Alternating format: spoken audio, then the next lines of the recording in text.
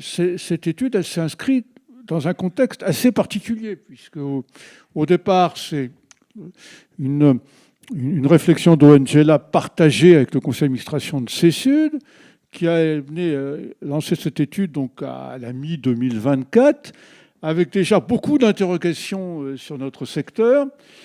Et vous avez le titre, hein, d'ailleurs.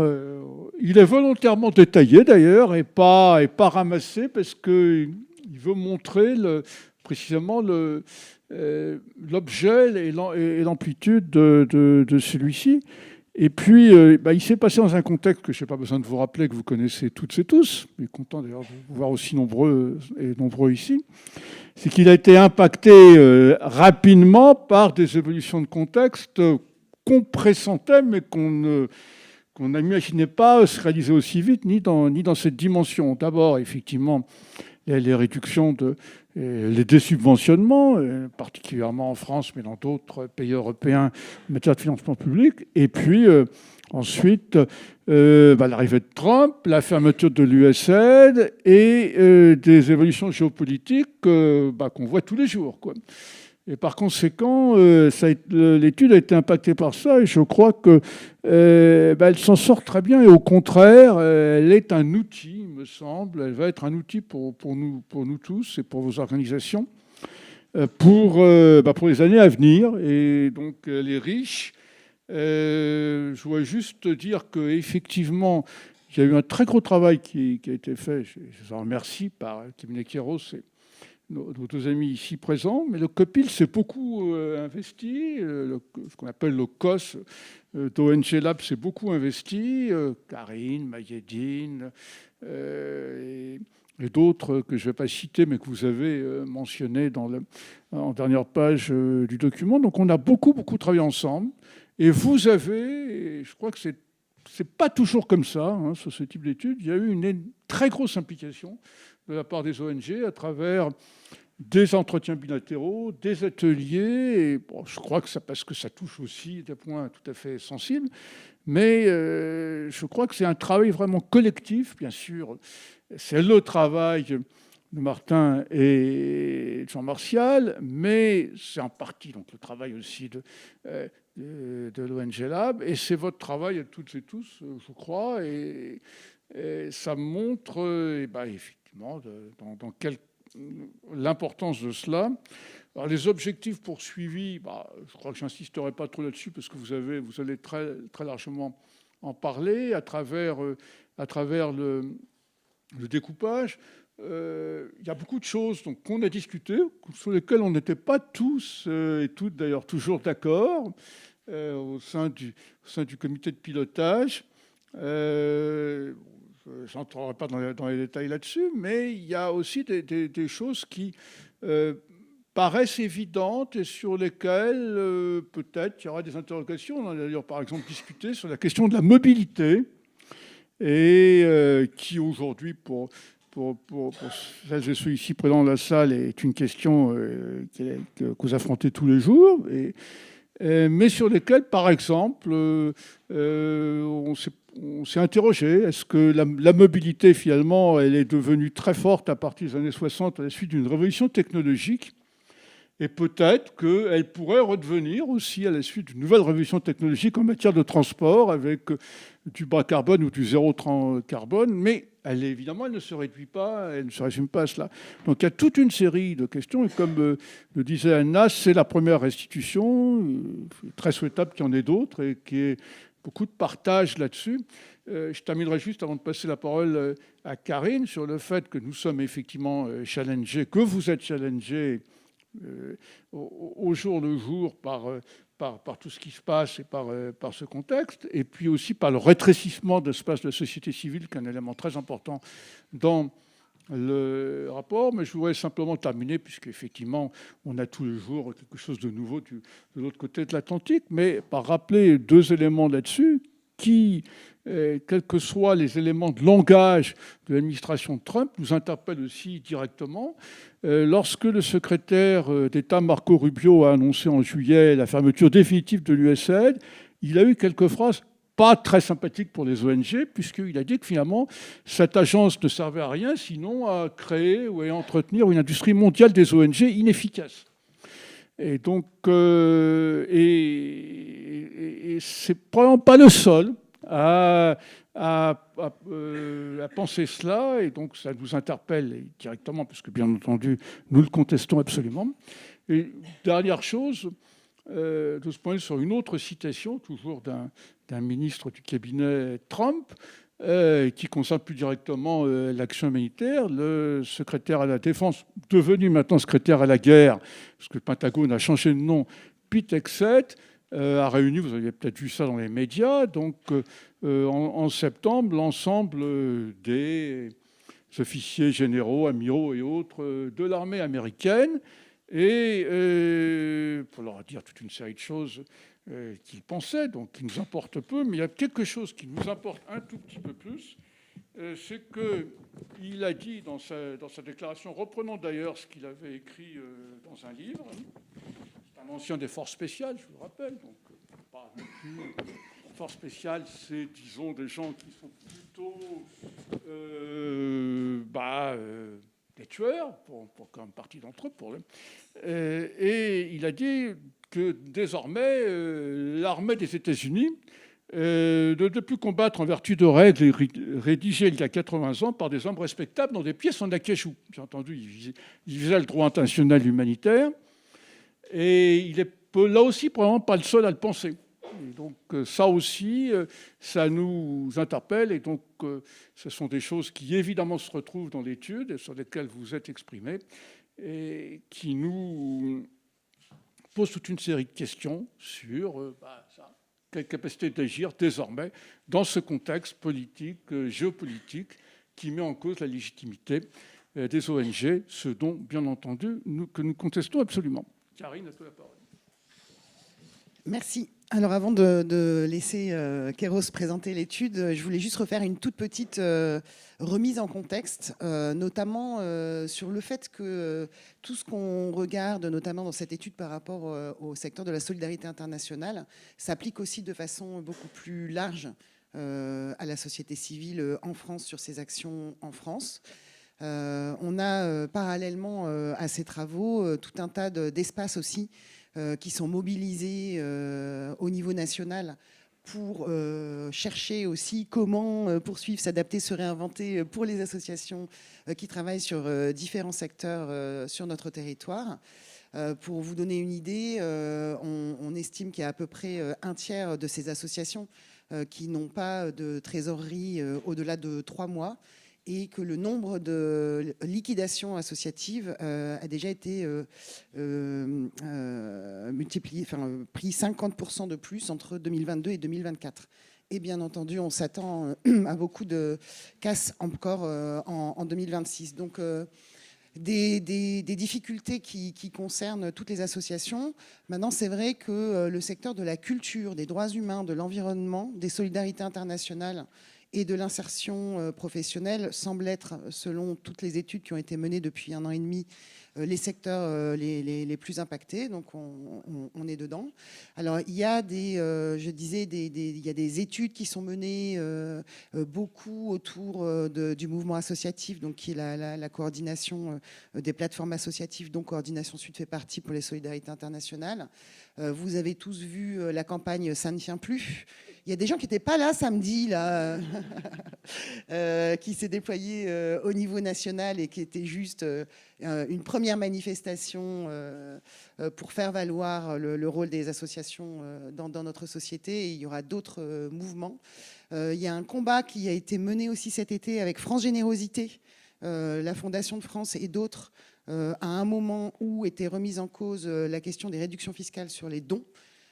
Donc là, on a passé la principale menace, mais elle peut revenir à tout moment. Et ça concerne vraiment donc tout le secteur associatif.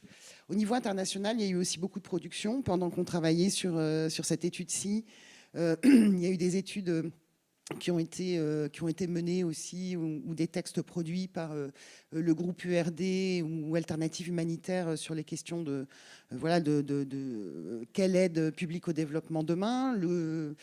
L'AFD a réuni pas mal d'organisations aussi autour d'un dialogue stratégique pour essayer de nous faire passer de l'aide de l'APD à l'investissement solidaire et durable, avec potentiellement des groupes de travail derrière aussi pour réfléchir aux impacts de ce qui se passe aujourd'hui.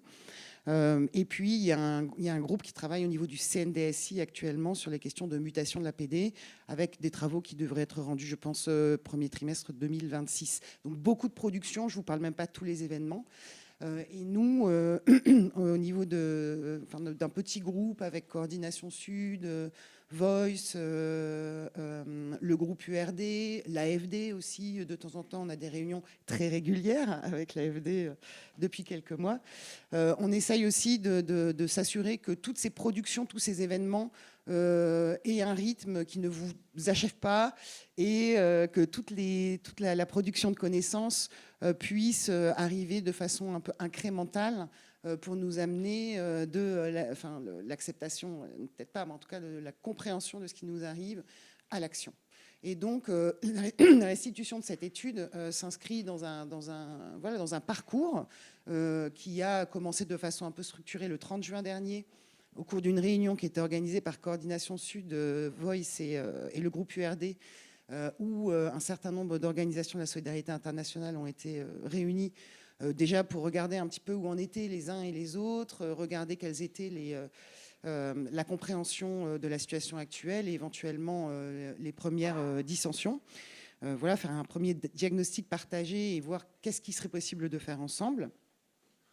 Il y avait également des organisations de droits humains, environnementalistes et féministes qui sont associées avec nous dans toutes ces réflexions. Un deuxième événement qui a eu lieu en septembre au moment des universités d'automne du groupe URD, où on a déjà eu l'occasion de faire une première présentation de cette étude et où on voit qu'il n'y aura pas de solution unique pour chacune de nos organisations. Chacun va devoir se poser un certain nombre de questions que Martin et Jean-Martial vont nous présenter et faire leur propre choix. Avec l'élément très important qui est ressorti, qu'il va falloir qu'on accepte que toi tu fais tes choix, toi tu fais tes choix, toi tu fais tes choix, moi je ne ferai pas ces choix-là, mais je comprends pourquoi tu les fais. Si on veut rester unis et solidaires et tenir face à l'adversité. Ce qui est un peu le but de Coordination Sud. Et donc Coordination Sud aura un événement, sa journée de vie associative, le 27 novembre, où la réflexion continuera beaucoup autour des questions partenariales, localisation, avec notamment la présence de plateformes d'ONG de pays étrangers. Et puis, dans les perspectives aussi, le Forum Espace Humanitaire de fin janvier 2026 continuera à aborder ces questions, peut-être avec un angle un peu différent du lien entre notre secteur et la société, et puis des ateliers de travail plus concrets pour les dirigeants, les directeurs et les présidents sur les leviers de changement au sein de leurs différentes organisations. Voilà, donc je voulais remettre ça un petit peu dans ce contexte-là. Pour terminer, je voudrais peut-être donner une clé de lecture par rapport aux documents que vous avez tous dans les mains. Vous remarquerez que on parle d'organisation de la solidarité internationale. Donc il y a eu parmi les débats qu'évoquait Philippe tout à l'heure, ça c'était un des débats qu'on avait. Pourquoi ne pas parler d'ONG ? On a estimé que certaines organisations ne se reconnaissaient pas derrière le terme ONG et que donc organisation de la solidarité internationale nous semblait peut-être plus neutre. Vous pouvez demander à Mayedine aussi des explications, ça fait partie du débat. Et en fait, le choix, le parti pris aussi qui a été fait par le comité de pilotage, c'est pour cette première phase de l'étude, puisqu'on espère qu'elle vivra, longue vie l'étude, et qu'elle s'enrichira, c'est de regarder en réalité surtout les associations de solidarité internationale. C'est pour ça que vous ne trouvez pas d'éléments sur l'ensemble des acteurs de solidarité internationale, mais rien que les associations composaient déjà un écosystème assez complexe. Donc on a choisi de se concentrer sur ces acteurs-là pour cette étude. Voilà. Et je vais vous laisser prendre la parole. Merci beaucoup, Karine. Et je complète en disant, effectivement, on se concentre sur les associations de solidarité internationale et on se concentre sur les associations françaises. Principalement, on a été enfin, on a eu quelques exemples en dehors, mais on parle surtout en fait des acteurs et des actrices français dans l'étude, ce qui veut dire que c'est un point de vue sur ce qui est en train de se passer, qui doit être complété par d'autres études qui regardent aussi comment des partenaires de différents pays voient ces mutations. Là, le point de départ, l'angle, nous, c'était les acteurs français. Et un complément aussi, on a beaucoup travaillé effectivement avec le COS pour cadrer, pour réfléchir, pour avancer. Et on a beaucoup travaillé avec Anna Diaz, qui a commencé la présentation, qui s'est beaucoup impliquée sur le contenu, sur l'écriture, sur toute la démarche avec nous. Donc on a vraiment réfléchi tout ça à trois avec Anna. Donc c'est important de le signaler. Est-ce que là, ça marche aussi ? Vous m'entendez comme ça ? Oui. Okay. Alors le défi de cette étude, c'était de pouvoir comprendre quelles sont aujourd'hui les grandes remises en cause face auxquelles se trouvent les OSI et comment est-ce qu'elles cherchent à y répondre, comment ça les bouscule et comment est-ce qu'elles cherchent à y répondre et qu'est-ce que ça crée comme interrogation pour elles, dans quelle position ça les met aujourd'hui. C'est très large comme cadre pour réfléchir. Et donc nous, notre souci au départ, c'était de dire comment est-ce qu'on va éviter de faire une réflexion trop large ou des remarques un peu larges sur tout ce qui se passe, et trop hors sol. Donc on a eu une approche très participative, dans laquelle on a impliqué beaucoup d'organisations, dans beaucoup d'ateliers, beaucoup de temps collectif, et une grande diversité d'organisations, pour partir de leurs préoccupations. Qu'est-ce qui vous préoccupe aujourd'hui ? Quelles sont les remises en cause qui bousculent votre mode de fonctionnement, qui vous empêchent d'agir ? Et c'est de là qu'on est parti. Donc concrètement, il y a eu tout un travail de veille documentaire pour comprendre l'évolution du contexte, etc.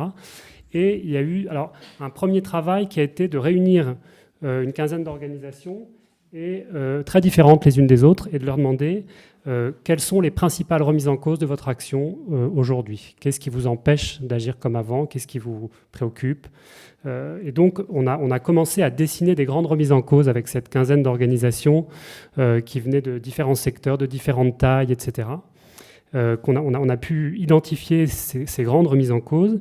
Et ensuite, on a lancé une enquête en ligne assez large. On a eu une centaine de répondants, dont 85, je crois, d'OSI, donc une grande diversité de répondants et de répondantes, en reprenant toutes ces mises en cause et en disant comment vous les priorisez, quelles sont celles qui sont le plus importantes pour vous, en quoi est-ce qu'elles sont importantes, qu'est-ce qu'elles touchent chez vous, qu'est-ce qu'elles bousculent, et comment vous y répondez aujourd'hui, ou vous essayez d'y répondre, ou vous aimeriez y répondre. Donc pour voir comment les différentes OSI se positionnaient sur ces remises en cause. Et donc sur ces deux premières étapes-là, on est arrivé à identifier 5 remises en cause structurantes qui ont ensuite guidé la suite de l'étude. Une remise en cause qui concerne les financements de l'aide et les financements des organisations, qui est, au fur et à mesure de l'étude, elle a beaucoup évolué en même temps que le contexte évoluait. Donc on a accepté qu'on allait aller avec le flot du contexte. Donc cette remise en cause des financements de l'aide, une remise en cause de la posture partenariale des OSI et de la question des colonialités de l'aide, localisation, décolonisation, etc. La remise en cause de l'espace civique et de la capacité à agir et à plaider avec des partenaires qui se trouvent dans des espaces fermés. La remise en cause de la mobilité internationale. Vous verrez que celle-là, on ne l'avait pas forcément vue apparaître comme étant au même niveau stratégique que les autres, mais elle s'est imposée. Et la remise en cause de l'espace et de l'action humanitaire. On va les détailler, on va passer beaucoup de temps sur chacune, mais vous dire déjà, l'identification de ces 5 remises en cause, c'est le travail de ce premier atelier et de toute l'enquête qui a permis de prioriser et de structurer ces remises en cause. Donc, on est parti de ces remises en cause ensuite pour proposer des ateliers sur chacune des remises en cause. Donc, on a mobilisé 6, 8, 10 organisations en disant voilà, sur l'espace civique qui est en train de se réduire, comment ça vous bouscule, qu'est-ce que vous essayez de faire, quelles sont vos nouvelles stratégies, quelles sont vos réponses, quelles sont vos hésitations. Et donc on a réfléchi sur chaque remise en cause avec des groupes d'organisations pour essayer de comprendre ce que ça bousculait et les réponses, les stratégies, les questions que ça posait. Donc on a fait comme ça 5 ateliers. Et ensuite, on a été dans 3 organisations très différentes en termes de taille, de mandat, etc. On a été voir le GRET, Humanité et Inclusion et ActionAid, en essayant d'avoir les différentes directions de l'organisation pour poser la question aussi de raconter ces remises en cause et voir qu'est-ce que ça bouscule dans une organisation qui a des directions différentes et donc un regard différent sur ce qui est en train de se passer, pour aussi aller à l'intérieur des organisations. Et de tout ça, on a fait un travail ensuite pour présenter les premiers résultats et avoir un atelier plus prospectif avec une vingtaine d'organisations sur, au vu de tout ce qu'on est en train de vous raconter, qu'est-ce qu'on peut imaginer comme scénario d'évolution du secteur et des organisations. Donc vous voyez, il y a eu beaucoup de temps collectif avec des organisations différentes, avec l'idée qu'on allait écrire ce rapport à partir de tous ces témoignages-là. Et donc, on a essayé dans le rapport d'être assez concret, d'avoir des exemples, de faire en sorte qu'on ne soit pas trop loin de la réalité de ces préoccupations-là.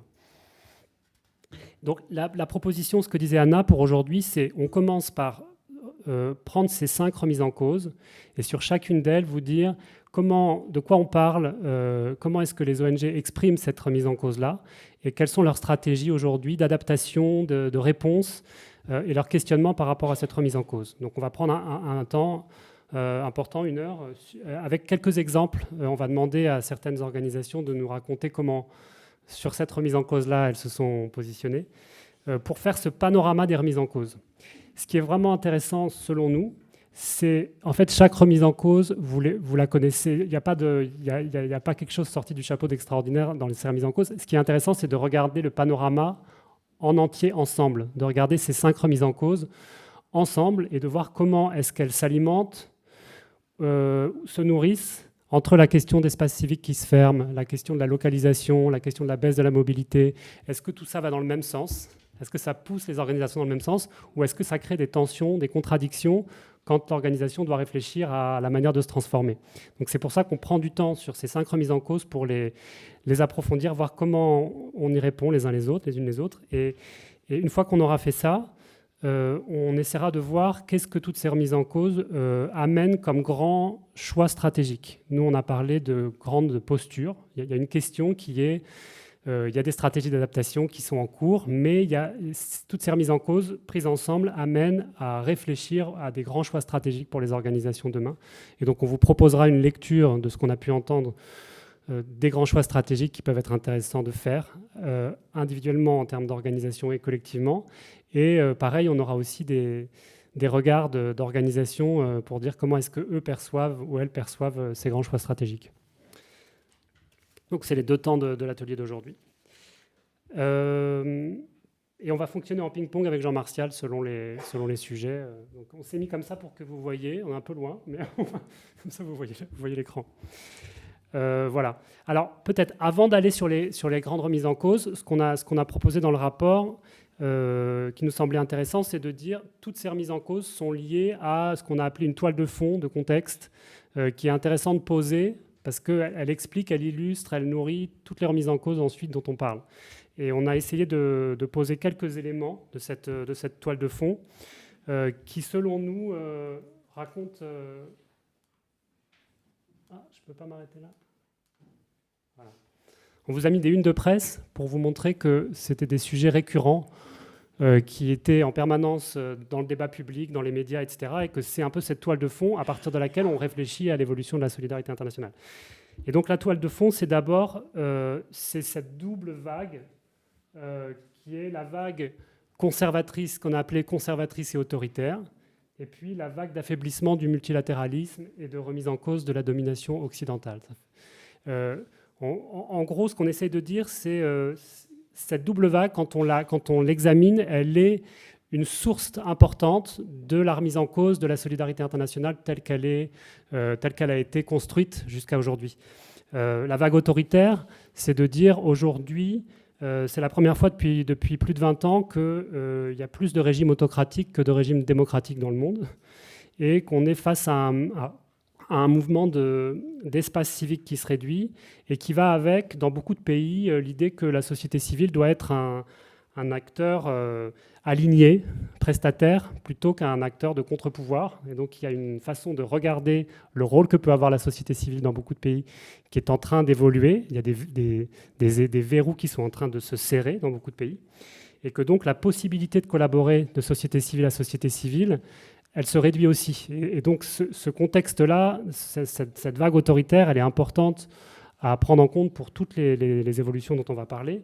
Et elle est étroitement liée à ce qu'on a appelé la vague conservatrice, mais on pourrait appeler la vague réactionnaire, qui est de dire, dans un nombre de plus en plus important de pays, on a des mouvements conservateurs réactionnaires qui arrivent au pouvoir ou qui sont à la porte du pouvoir, et qui tendent à remettre en cause les valeurs traditionnellement associées à la solidarité internationale au nom d'autres valeurs qui sont vues par ces mouvements comme aussi des valeurs universelles. Donc il y a une guerre des valeurs qui est de plus en plus frontale ou de plus en plus posée, avec une remise en cause des valeurs de la mobilité, de la protection des minorités, etc., pour des valeurs qui peuvent être protection du pays, valeurs familiales traditionnelles, protection de la culture nationale, d'autres valeurs, en disant, en proposant une lecture politique des projets de solidarité internationale, en disant la solidarité internationale avance un agenda politique qu'il faut réussir à contrer. Et on a beaucoup d'exemples dans les articles récents qui décrit un peu des projets de solidarité internationale, de cette façon de lire politiquement des projets, en disant, vous voyez, il y a un agenda politique caché, et donc on rentre dans une espèce de guerre des valeurs. Et dans cette guerre des valeurs, les OSI sont un peu au premier rang des attaques un peu frontales du discours anti-aide, anti-ONG, et d'un discours qui a de plus en plus de relais dans l'opinion publique. Et donc il y a un enjeu à poser cette question de la montée en puissance des mouvements conservateurs et réactionnaires et la manière dont on peut projeter la solidarité internationale demain dans un contexte où ces mouvements pourraient être encore plus importants. Et donc, où cette logique de guerre des valeurs serait encore plus prégnante dans la société. Donc, vague autoritaire, vague conservatrice réactionnaire, et puis vague d'affaiblissement du multilatéralisme, si tu veux dire un mot là-dessus. Oui, en fait, on voit qu'on a vécu depuis, disons, la chute du mur de Berlin, une période de progression, enfin, en fait, depuis la fin de la Seconde Guerre mondiale, mais avec une accélération encore ensuite, à partir de 1989, une accélération de l'idée du multilatéralisme, c'est-à-dire l'idée qu'on doit gérer les enjeux globaux globalement, qu'on doit gérer les enjeux globaux ensemble sur cette planète. C'est ce qui a permis, par exemple, dans les dernières 10 ans, d'avoir à la fois l'agenda des ODD, qui est devenu très structurant pour notre secteur. C'est ce qui a permis d'avoir l'accord de Paris en 2015. Or, aujourd'hui, on voit qu'on est rentré dans une phase où on recule beaucoup sur cette idée du multilatéralisme. Juste pour prendre quelques exemples que vous avez certainement pas notés. D'abord, les Américains sont sortis de l'accord de Paris, de l'OMS, de l'UNESCO. Vous avez des alliances à la place de cette idée d'un multilatéralisme au niveau des Nations Unies où tous les pays, où la plupart des pays se représentent. On voit émerger des nouvelles alliances qui se posent un peu en contrepoids. Vous avez donc les BRICS, qui étaient 5 pays au départ, qui se sont élargis récemment avec une liste de pays qui souhaitent adhérer. Vous avez l'organisation de Shanghai. On a vu dans la presse, on a vu les images de démonstration de l'importance de cette organisation pour un certain nombre de pays assez récemment. On voit par exemple aussi certains pays sortir de l'Association des États d'Afrique de l'Ouest pour former l'Alliance Sahel. Donc on sent bien à travers ces exemples, tout ce recul de l'idée du multilatéralisme pour aller vers des alliances, d'autres alliances, qui peuvent être des alliances d'ailleurs permanentes ou qui peuvent être des alliances plus temporaires sur certains sujets. Avec des effets sur les organisations de la solidarité internationale, et notamment un effet majeur qui est que tout ce qui est enjeux globaux et migration, climat, pauvreté, etc., droits humanitaires, sont pris en otage par ce rejet et cette mise en cause du multilatéralisme, et donc avec des conséquences sur la capacité d'action directe des ONG, des OSI assez fortes. Avec ça vient une remise en cause de l'Occident.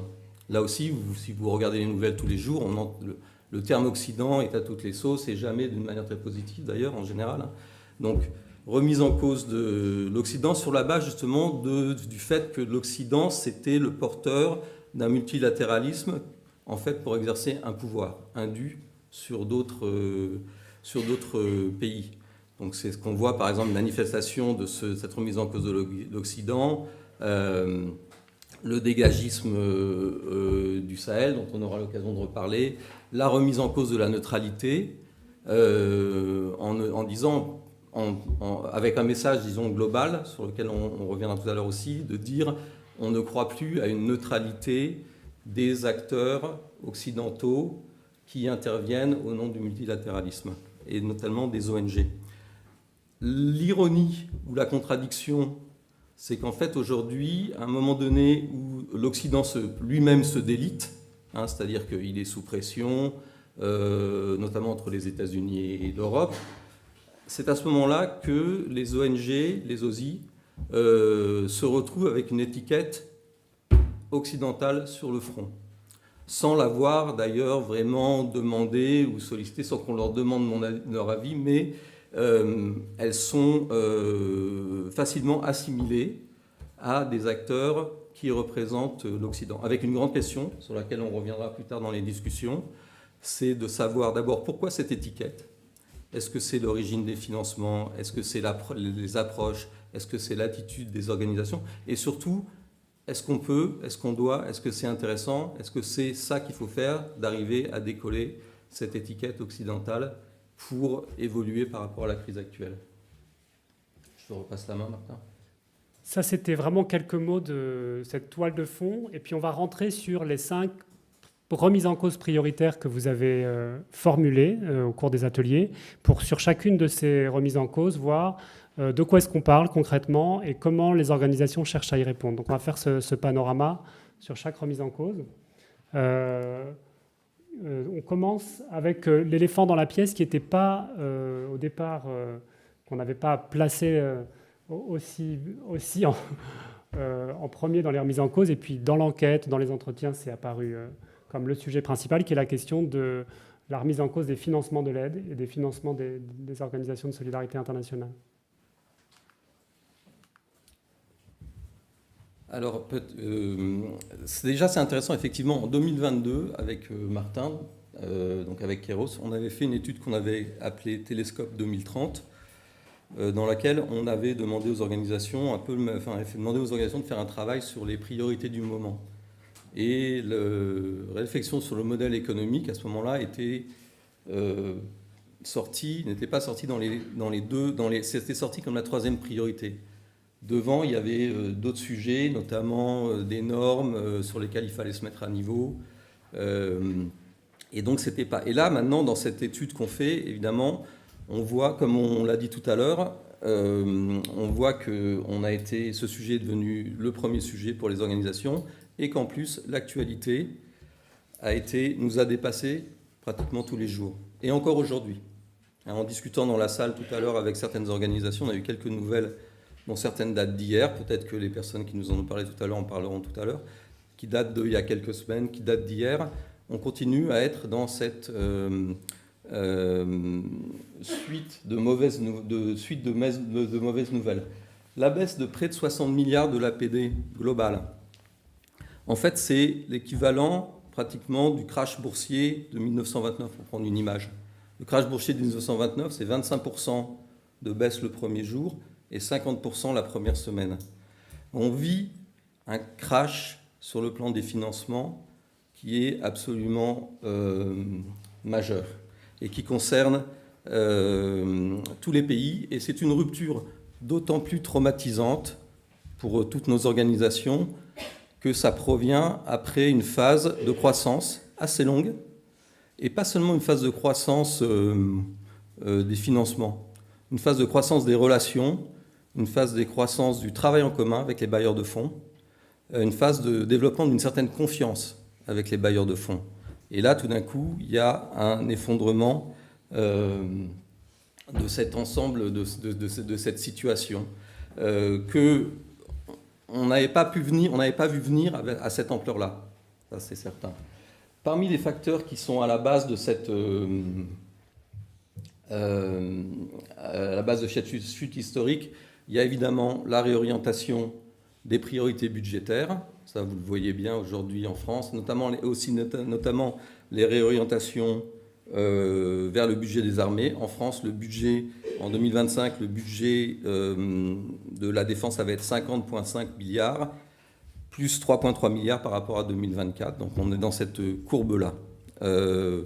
Ensuite, il y a, et Martin l'a déjà évoqué en partie, on est dans un contexte de critique du secteur de l'aide.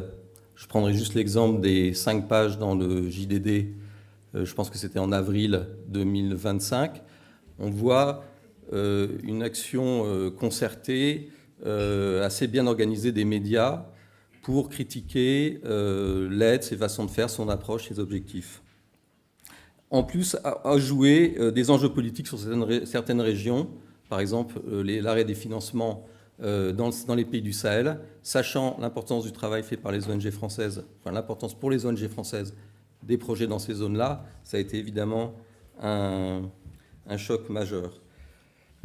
Juste pour finir, avant de passer à la diapo suivante, découle de ça une tension. Je voulais parler tout à l'heure de la confiance un peu érodée avec les pouvoirs publics. Tension avec les pouvoirs publics, pourquoi? Parce qu'il y avait eu cette longue période de rapprochement, où les pouvoirs publics avaient tendance à... Et je parle même globalement, c'est-à-dire que c'est une période quand même 89 jusqu'à aujourd'hui, où la société civile, la place de la société civile, sa reconnaissance, son importance, son association aux décisions a augmenté incroyablement. Aux Nations Unies, dans différentes instances de coordination avec les gouvernements, ça a pris beaucoup d'importance. Donc là, on est dans une rupture par rapport à ça, pas seulement en France, mais plus globalement. Et la tension avec les pouvoirs publics, elle provient aussi du fait que les réductions de financement, là je parle pour la France, se fait à exigence administrative constante, ce qui va créer un problème pour des organisations à qui on dit qu'il y a beaucoup moins d'argent, mais on reste sur le même nombre d'exigences, exigences qui ont obligé ces organisations à se renforcer pour les satisfaire et qui doivent continuer à les satisfaire aujourd'hui avec beaucoup moins d'argent. Il y a une question qui se pose ici.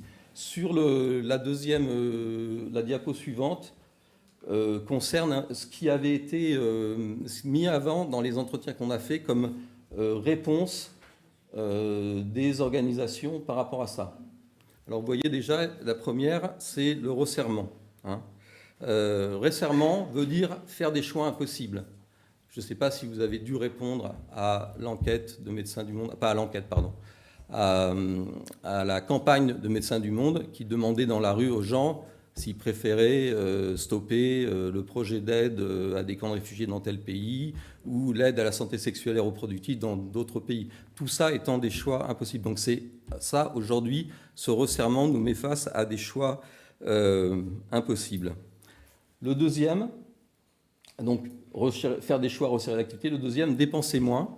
Le dépenser moins, alors malheureusement, on voit maintenant, dans les dernières nouvelles de ces derniers jours, que les plans sociaux commencent à être une option qui est considérée par des organisations de taille moyenne ou petite taille du secteur du développement. Ce qu'on avait vu depuis déjà la fermeture de l'USAID, les organisations humanitaires ou les organisations financées par l'USAID avaient réagi très très pragmatiquement, je dirais, et rapidement, en disant le financement de tel projet est coupé, l'équipe s'en va, toute l'équipe. C'est ça qui a amené cette organisation très importante à devoir se séparer de 20% de leurs équipes. On parle là, y compris pour les Françaises, de humanité et inclusion, par exemple. Mais pour les anglo-saxonnes, en gros, 20% de moins de staff. Troisième point, mutualiser. Alors ça sera peut-être intéressant qu'on revienne sur la discussion sur ça. Mutualiser, on a entendu assez peu dans l'étude d'organisations qui disaient nous est en train, où on va se lancer, où on va explorer des solutions de mutualisation. Pourtant, ça peut concerner les locaux, les équipements, certaines ressources humaines de back-office, certaines fonctions sur lesquelles il pourrait y avoir des questions d'identité qui se poseraient, par exemple comme la communication, mais on n'a pas entendu jusqu'à maintenant, on a entendu assez peu de réflexion sur ça. Alors ça va peut-être venir maintenant que les situations se compliquent encore plus. Juste pour signaler que les réflexions sur les fusions sont plus avancées aux États-Unis. On voit dans le milieu associatif d'une manière générale, pas seulement internationale. Il y a plus de réflexions aujourd'hui, suite aux coupures, sur des rapprochements, des fusions. La mutualisation pose aussi une question. En France, il y a le terme de compostage qui circule. Je ne sais pas, ce n'est pas le terme le plus élégant du monde. C'est un terme pour dire que dans la phase qui est devant nous, il va falloir s'assurer que les expertises des ONG, même si elles sont en difficulté, même si certaines doivent arrêter, il y a une expertise qu'il faut absolument ne pas perdre et continuer à mettre en avant. Dernière stratégie, diversification des financements. Vous voyez qu'on a mis une stratégie difficile à généraliser parce que toutes les organisations qu'on a rencontrées dans le cadre de l'étude avaient à peu près le même discours. Bon, ben nous, voilà, on est coupé là, mais on ne lâche pas l'affaire et on va se rapprocher de tel autre bailleur, on va se rapprocher des fondations, on va relancer un peu nos donateurs, on va essayer d'élargir notre base de donateurs. Tout le monde est un peu sur la même stratégie, ce qui augure pas bien en termes d'y arriver pour tout le monde. Et on reviendra plus tard un peu sur aussi la compétition que ça peut créer et les conséquences que ça peut avoir. La plupart des organisations qu'on a rencontrées avaient plutôt des stratégies assez défensives par rapport à cette remise en cause des financements. On a rencontré seulement quelques organisations qui ont plutôt mis en avant des stratégies plus offensives. Par exemple, le GRS. Donc, on a Marie-Noël, la présidente du CA du GRS, qui est là avec nous. Et Marie-Noël, vous, au GRS, vous avez réagi différemment en essayant assez rapidement de tenter une diversification et une ouverture. Est-ce que tu peux nous en dire un petit mot ? Merci.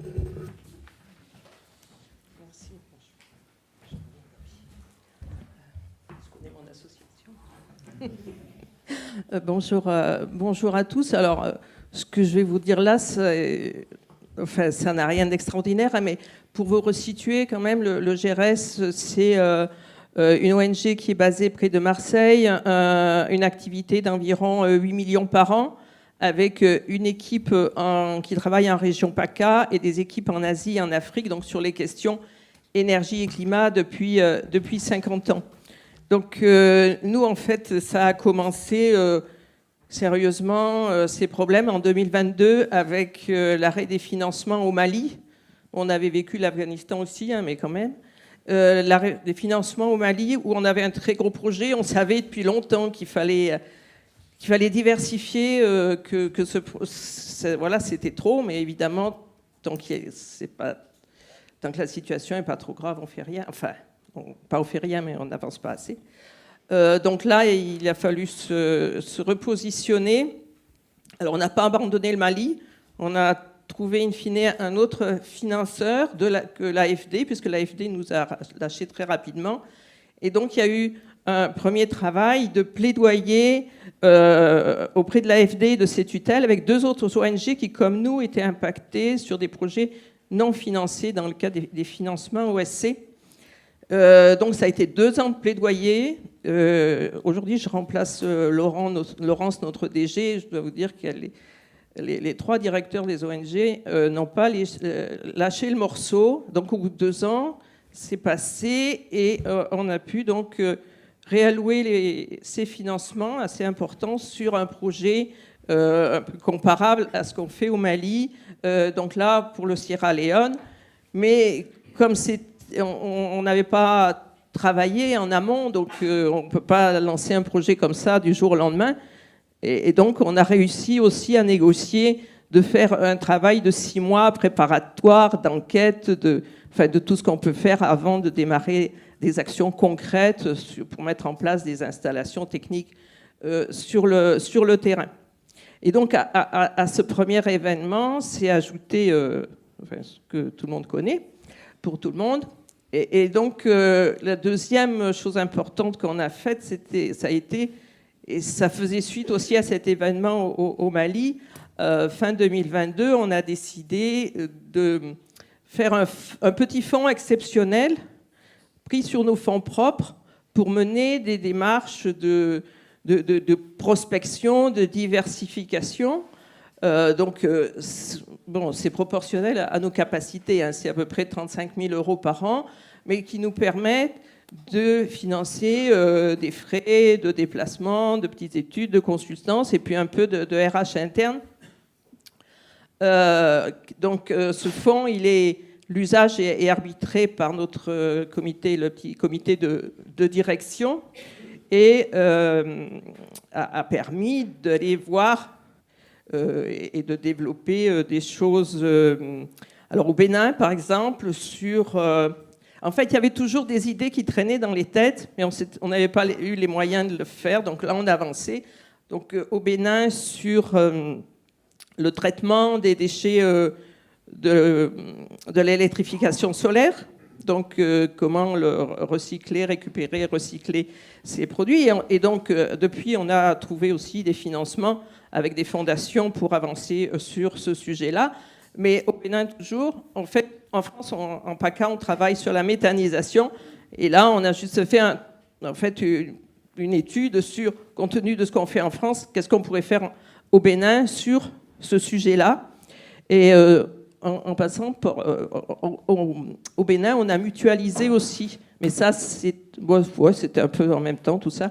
Avec d'autres ONG du groupe Initiative dont on fait partie, et puis aussi avec l'ONG Partage, qui est Coordination Sud comme nous, on mutualise des locaux depuis, donc, je ne sais pas, 2 ou 3 ans, je crois. Voilà, donc on a aussi travaillé sur un programme sur la région Méditerranée, Jordanie, Égypte, et puis avec notre équipe qui travaille sur Maroc, PACA, sur les systèmes d'information énergie pour un programme, donc un programme européen. Donc là, c'est d'autres types de financement.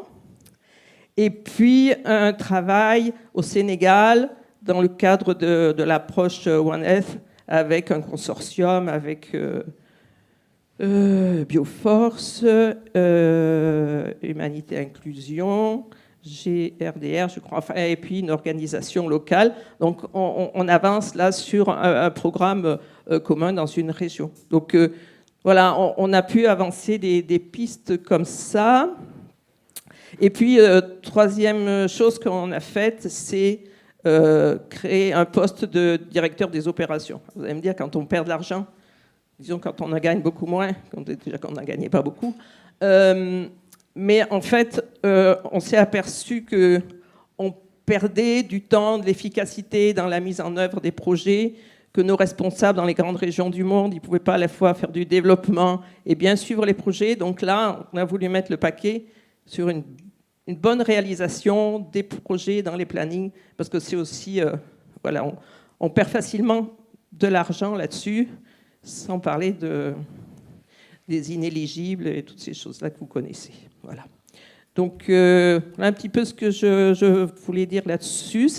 Mais ce que je voulais insister, c'est qu'en fait, moi qui suis que présidente bénévole, c'est qu'en fait, on a une équipe, un petit comité de direction qui est offensif. Enfin, bien sûr, on a travaillé aussi sur la réduction de coûts, mais qui a cette idée qu'il faut aller de l'avant, quoi. Et c'est l'occasion aussi pour moi de les saluer, parce que c'est ce qui fait que ça avance, quoi. Et je pense que je vous le souhaite à tous, quoi. Merci beaucoup, Marie-Noëlle. Ce qu'on vous propose, c'est d'aller au bout du panorama, c'est-à-dire de ne pas faire la discussion sur chaque remise en cause, de vous faire tout le tableau des remises en cause. Et après, on aura un petit temps de réaction. Mais donc, du coup, vous avez un petit marathon d'écoute de toutes ces remises en cause pour pouvoir avoir le tableau en entier de ce qu'on a pu percevoir. Donc il y a cette chute des financements et toutes les questions que ça pose en termes de dans quelle direction vont les structures, est-ce qu'on est vers un resserrement, est-ce qu'on réinvestit, etc. Et en parallèle, il y a une deuxième grande remise en cause qui a été clairement identifiée et que vous identifiez tous, qui est la remise en cause de la position des OSI vis-à-vis de leurs partenaires et toute la question de la localisation et des formes de colonialité de l'aide. Toute cette remise en cause qui est à la fois qui peut avoir l'air conceptuelle, mais qui est en fait très concrète dans la manière dont ça peut se traduire opérationnellement. En fait, nous, on avait eu l'occasion oui, on vous a mis un exemple là d'une réunion sur baromètre de localisation, on va y revenir. Il y a 5 ans, on a fait une étude sur la localisation de l'aide avec Coordination Sud, dans laquelle on interrogeait des organisations françaises et leurs partenaires sur leur perception des relations partenariales, etc. Et puis, dans l'étude qu'on a faite aujourd'hui, on a pu voir en 5 ans la différence d'attitude, de manière d'appréhender le sujet, de manière dont le débat est posé dans les organisations. C'est plus la même chose qu'en 2019 du tout. En fait, le débat a pris beaucoup d'ampleur, le terme est beaucoup plus rentré dans les organisations, et puis la manière de l'appréhender, les organisations sont beaucoup plus en chantier sur cette question-là, sont d'une certaine manière paradoxalement moins satisfaites de leurs avancées qu'il y a 5 ans, et plus en questionnement et plus en chantier qu'il y a 5 ans. Et ce qui est intéressant évidemment, c'est que ce débat assez institutionnel, assez technique de la localisation a été un peu pris de vitesse par la question de la décolonisation de l'aide, qui est un débat plus politique, qui va questionner bien plus le fond de la relation, la question du rapport de pouvoir, etc. Et donc, ce débat qui était autour des chiffres, de qui reçoit les fonds, etc., sur des questions assez techniques, a été élargi, rendu plus politique, plus radical, il a changé de nature, ce débat.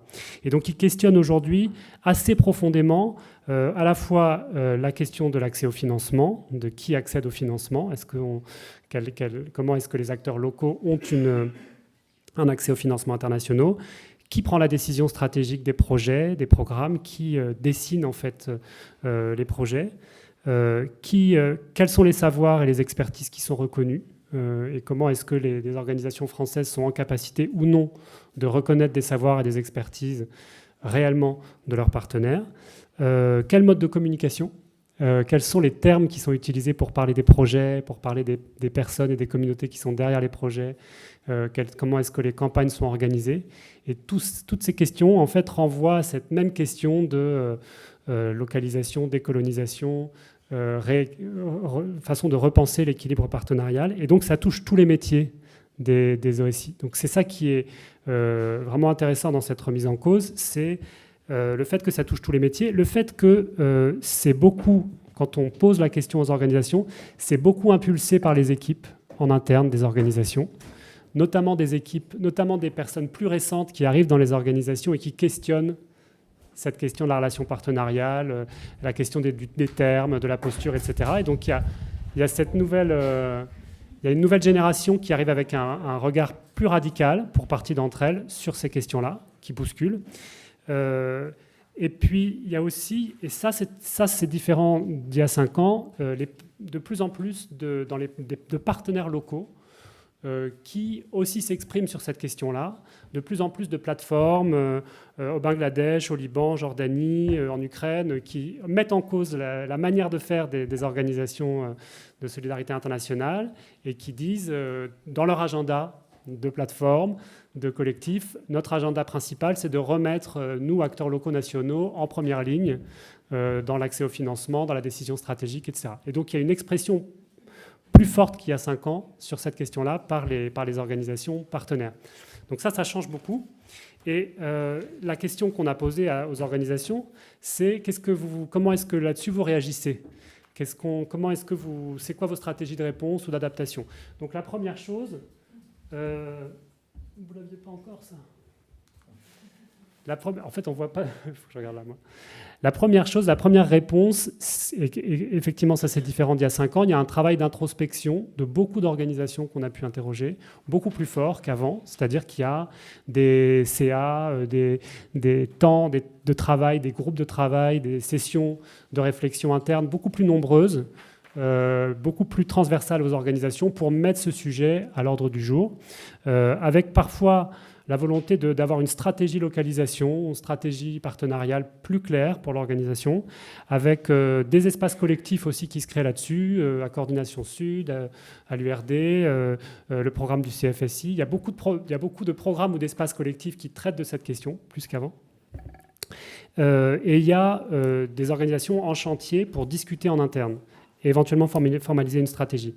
Et on voit aussi quelque chose d'intéressant sur cette logique d'introspection, c'est maintenant des démarches d'évaluation ou de diagnostic interne à partir de cette question localisation, pratique partenariale. On a eu un exemple intéressant dans les ateliers de ACF qui a lancé un gros travail d'évaluation diagnostique de tous ces métiers, de toutes ces directions, à partir de la question de vos pratiques partenariales, la place de vos partenaires, pour essayer de regarder comment dans chaque métier cette question est prise, qu'est-ce qu'il peut y avoir comme résistance de chacun par rapport à son métier, parce qu'on est d'accord sur un discours, mais la question c'est ensuite, dans ma pratique, dans mon métier, comment ça se traduit.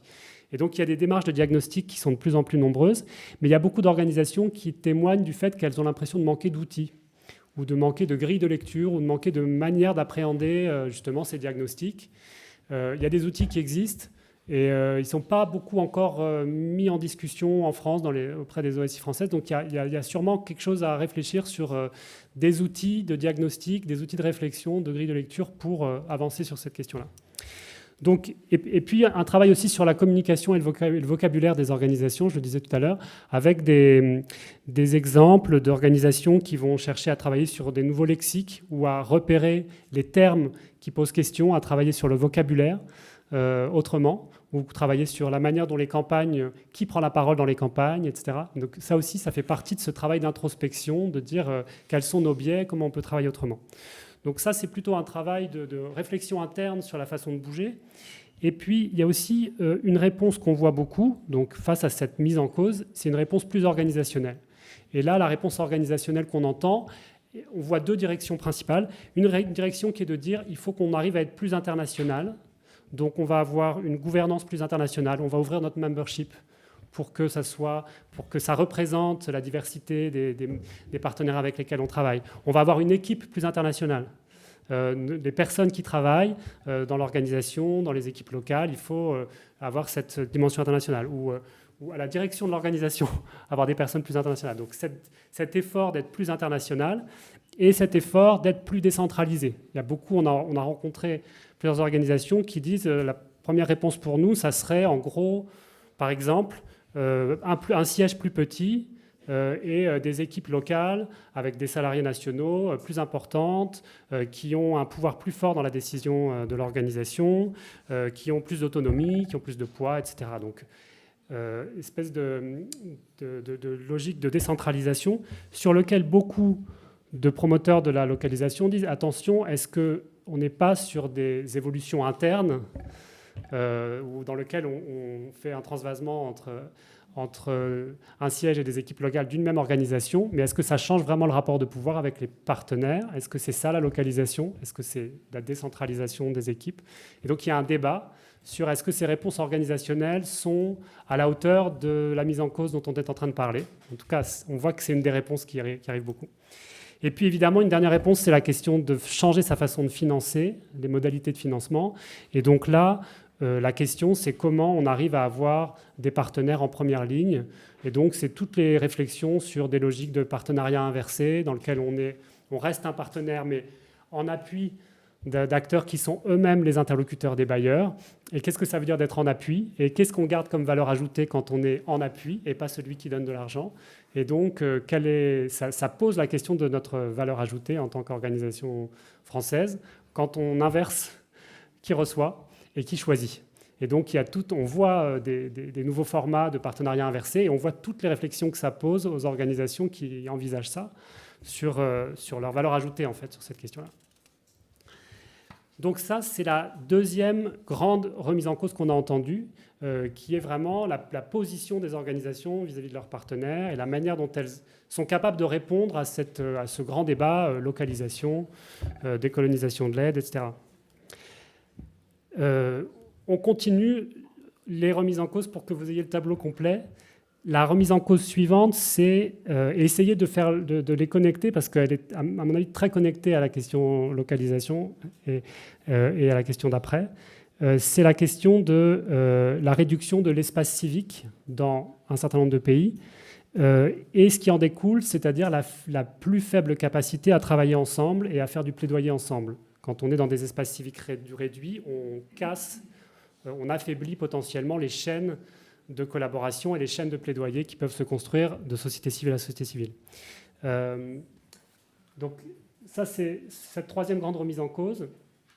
En fait, ce qu'on entend, parce que ça a été dans les grandes remises en cause qui ont été évoquées par les organisations, c'est de dire on sent que cette remise en cause, cette réduction de l'espace civique, elle n'est pas transitoire, elle n'est pas conjoncturelle, elle est en train de s'installer, et que donc c'est le nouveau contexte dans lequel on va devoir travailler. Et c'est ce que disent la Freedom House, le Civicus, l'ICNL, tous ceux qui travaillent sur l'observation des libertés civiques disent on est sur un phénomène qui s'amplifie, qui n'est pas transitoire et qui touche tous les pays, notamment les pays du Nord. Ce que disait Karine tout à l'heure, on n'est pas uniquement sur une réduction des espaces civiques en Afrique ou en Asie, on est aussi sur la question de l'espace civique en France, par exemple. Et donc, les organisations qu'on a pu interroger disent d'abord ça nous impacte nous, puisque en fait on se demande dans notre espace civique en France comment ça va évoluer, et puis ça impacte notre capacité à travailler avec des partenaires qui ont moins la capacité d'agir, parce qu'ils sont contrôlés, parce qu'ils sont criminalisés, parce qu'ils sont fragilisés par des verrous qui se ferment dans leur pays. Ça limite notre capacité à les financer, c'est-à-dire que le fait de les financer de plus en plus peut les mettre en danger, peut les exposer, avec cette notion d'agent de l'étranger qui se multiplie dans pas mal de pays, avec donc le fait d'avoir un soutien qui est affiché à une organisation qui peut la rendre vulnérable dans son propre pays. Et donc comment est-ce qu'on arrive à soutenir une organisation quand on risque de la mettre en danger en la soutenant ? Et des contextes dans lesquels les partenaires de plus en plus sont obligés de réduire leur capacité de plaidoyer, de s'auto-censurer, de faire du plaidoyer autrement, et donc ça limite la possibilité de faire du plaidoyer ensemble et d'avoir une chaîne de plaidoyer dans laquelle on a des partenaires qui portent une voix au niveau national, au sein d'un réseau, au sein d'une alliance de plaidoyer qui va du local à l'international. C'est ces chaînes de plaidoyer qui sont en train de s'affaiblir quand les espaces civiques se réduisent. Alors là-dessus, quelle réponse est-ce qu'on a vu ? La première réponse, assez pragmatique, c'est le fait de passer en zone grise dans le soutien aux partenaires. C'est le fait de dire, puisque le soutien aux partenaires risque de les affaiblir ou de les exposer, il faut qu'on trouve des manières plus indirectes, plus discrètes, plus détournées d'arriver à travailler avec eux. Et donc, on a eu plein d'exemples d'organisations qui vont passer par des pays tiers, par des organisations tiers, qui vont avoir des démarches plus artisanales de transfert de liquide, de faire passer des cartes bleues, de plein de manières d'arriver à continuer à soutenir en dessous du radar. Et toutes les questions que ça pose en termes de suivi et de capacité de redevabilité quand on est sous le radar, en fait, dans la manière d'être en lien avec un partenaire. Comment est-ce qu'on fait pour continuer à soutenir d'une manière plus informelle, dans une zone grise, mais qu'on est face à des exigences de reporting, de suivi, de projets qui sont les mêmes qu'avant. Comment est-ce qu'on arrive à travailler sur ces deux niveaux en même temps ? Et donc ça, on l'a beaucoup entendu. Il y a cette première réponse de passage en zone grise, mais en même temps, il y a une difficulté à allier ça avec la réalité de ce que des exigences qui sont posées pour les organisations. Une autre évolution, une autre réponse qu'on entend beaucoup, c'est de dire beaucoup d'organisations qui étaient en fait plutôt dans des fonctions de gestion de projet, de développement, des organisations qui avaient donc des chargés de projet qui étaient en partenariat pour mettre en place des projets, se retrouvent un peu dépassés par l'urgence de leurs partenaires et donc se retrouvent en fait à devoir être en soutien des partenaires. Au-delà de la mise en œuvre de projets, elles se retrouvent à devoir trouver des solutions pour permettre la survie de leurs partenaires. Et ça, c'est un autre métier pour elles. Le fait de développer des fonds d'urgence, des fonds de réactivité, des fonds pour soutenir la trésorerie d'organisations qui sont en grande vulnérabilité, des systèmes de prêts, tout ce qui va permettre à des organisations partenaires de survivre. C'est pas nouveau, mais il y a beaucoup d'organisations qui nous en disent que ça prend plus de place qu'avant dans nos structures, de devoir être au chevet de nos partenaires, de les soutenir administrativement, de les soutenir pour qu'ils continuent d'exister. Et donc nous qui étions habitués à faire du projet, on se retrouve à avoir une position de soutien aux partenaires qui n'était pas celle sur laquelle on a été formé, etc. Et on n'a pas non plus forcément été formé à la question du danger qu'on peut représenter pour nos partenaires. Le fait de devoir les soutenir autrement, de ne pas leur nuire, etc., c'est quelque chose qui est nouveau et qui implique des nouvelles compétences pour les organisations. Ça implique pour des équipes qui travaillaient sur des projets, des nouveaux métiers de cybersécurité, de travailler sur le ne pas nuire aux partenaires. Et puis ça implique aussi, on l'a entendu plusieurs fois, un accompagnement psychosocial des équipes qui se retrouvent effectivement à soutenir des partenaires qui sont dans des situations de violence, de mise en cause très frontale, qui n'existaient pas avant. Donc ça change les métiers de ces organisations et elles doivent trouver des nouvelles compétences. Ça, c'est assez nouveau pour elles. Et puis la troisième évolution qu'on a entendue sur cette question de l'espace civique, la troisième réponse, c'est de dire qu'on ne peut plus concevoir notre communication, notre plaidoyer, notre prise de parole comme avant. Et on a des exemples, on a eu plusieurs exemples de partenaires qui prennent leur distance par rapport au plaidoyer commun qui pouvait être fait. C'était Coalition Plus, par exemple, qui nous racontait comment certains partenaires, donc Coalition Plus qui travaille sur les questions de lutte contre le sida, notamment avec des populations sensibles. Et en fait, on voit que certains partenaires, pour pouvoir continuer à travailler, ont cherché une autonomie administrative, ont cherché à se détacher de la parole du réseau Coalition Plus en disant, si vous voulez qu'on continue à avoir un combat, une influence, il faut qu'on le fasse de manière autonome. Et ça pousse des réseaux comme Coalition Plus ou d'autres à se questionner sur comment est-ce qu'on peut porter une voix collective sans mettre en difficulté des partenaires qui mènent ce combat dans leur pays, mais qui ne peuvent pas se permettre d'être intégrés dans cette voie collective. Et donc ça pousse les réseaux à repenser la voie collective qu'ils peuvent porter, et ça pousse aussi certains réseaux, on l'a entendu, à relocaliser le plaidoyer, à travailler plus avec des plaideurs locaux sur des niveaux assez locaux de plaidoyer, en disant on va peut-être avoir moins d'ambition sur le plaidoyer global, ou en tout cas le fait d'embarquer tout le monde dans notre plaidoyer global, et on va aussi aider nos partenaires à investir dans le plaidoyer très local.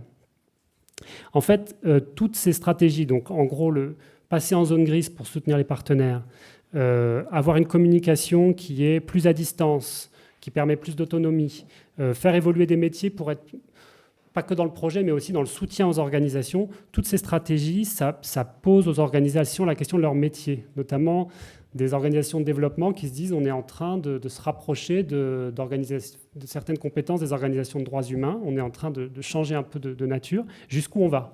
Jusqu'où est-ce qu'on soutient des partenaires qui sont en grande vulnérabilité, et comment on continue à les soutenir sans les exposer, et comment est-ce qu'on fait pour... on est dans l'artisanal, on est dans la zone grise du soutien, et donc si on est dans l'artisanal et la discrétion, comment est-ce qu'on fait pour avoir un discours commun puissant ? Parce qu'on est en train d'adapter les choses, mais du coup, on a du mal, on a des citations dans le rapport qui disent qu'il y a un silence en fait de la part des partenaires. On a du mal à avoir un discours commun puissant face aux vagues qu'on a décrites au début, mais en même temps, on n'a pas le choix puisqu'on doit rester dans une zone grise de soutien et de collaboration. Donc il y a une espèce de questionnement sur comment on s'y prend, est-ce qu'on change de métier et comment est-ce qu'on arrive à construire un discours un peu puissant. Sur toutes ces évolutions, là, on voulait vous donner un autre exemple. On voulait proposer au CCFD, Charlotte de Ponsin, directrice des partenariats internationaux, de te poser la question, Charlotte, vous, donc une organisation de développement, cette réduction des espaces civiques, qu'est-ce que ça bouscule ou qu'est-ce que ça vous fait bouger dans vos pratiques, dans vos métiers ?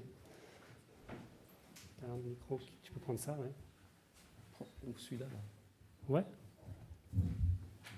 Ça marche. Bonjour. Bonjour à toutes et à tous.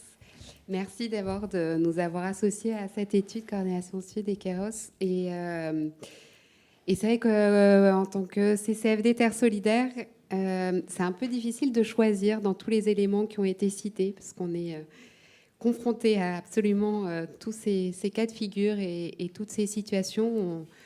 On a à peu près 400 partenaires dans 60 pays. Et ce qu'on voyait il y a déjà plusieurs années, en ayant l'impression que c'était plutôt contextuel, que c'était uniquement dans certains pays ou voilà, dans certaines situations, cette restriction, cette criminalisation des acteurs et actrices des sociétés civiles à travers le monde, c'est vraiment généralisé. Je pense qu'aujourd'hui, il y a quasiment aucun contexte, c'est ce que disait Martin.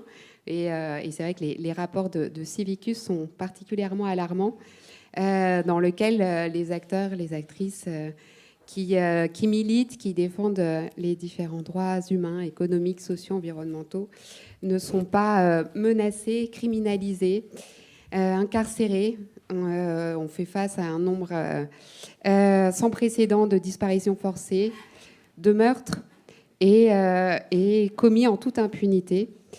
Et du coup, nos partenaires nous interpellent, et nous aussi. On se questionne sur comment est-ce qu'on continue à agir, comment est-ce qu'on préserve notre capacité d'agir en les préservant, en continuant à montrer la force de la solidarité internationale.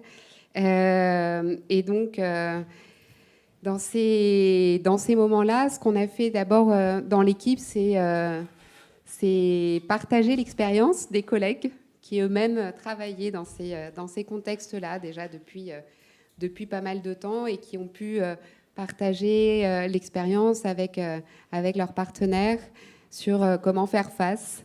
On a des partenaires qui ont pu nous partager l'expérience, par exemple, à l'époque de Bolsonaro au Brésil, sur comment est-ce qu'ils avaient réussi à poursuivre leurs actions, à les adapter pour pouvoir être davantage préservés de ces menaces et de cette criminalisation. Pour des relations partenariales que l'on souhaite depuis plus de 60 ans, basées sur une confiance mutuelle, sur la convergence de nos luttes, c'est vrai que ça repose sur la capacité de se rencontrer, ça repose sur le partage aussi d'expériences, d'informations, d'actions en toute sécurité.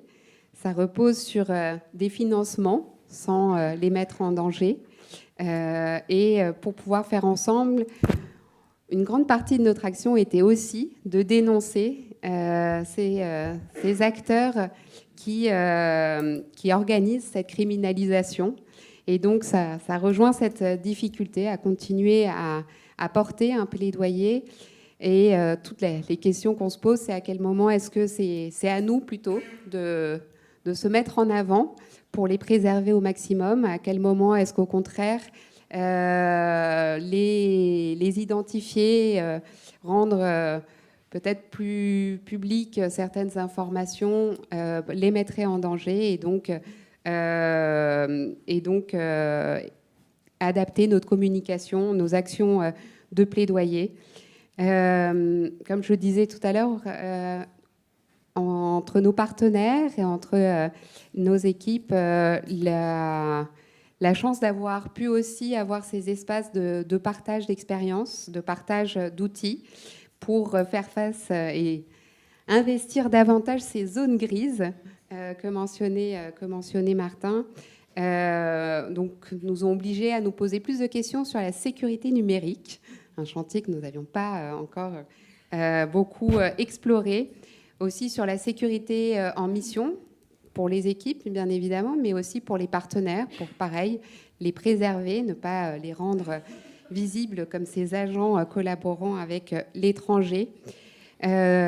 Aussi, dans notre capacité, qui est assez identitaire pour le CCFD, c'est la capacité à mettre en relation des partenaires. Et donc, on a décidé d'investir sur certains événements, comme premier congrès mondial sur les disparitions forcées, où justement la thématique de la criminalisation des défenseurs des droits était heureusement centrale.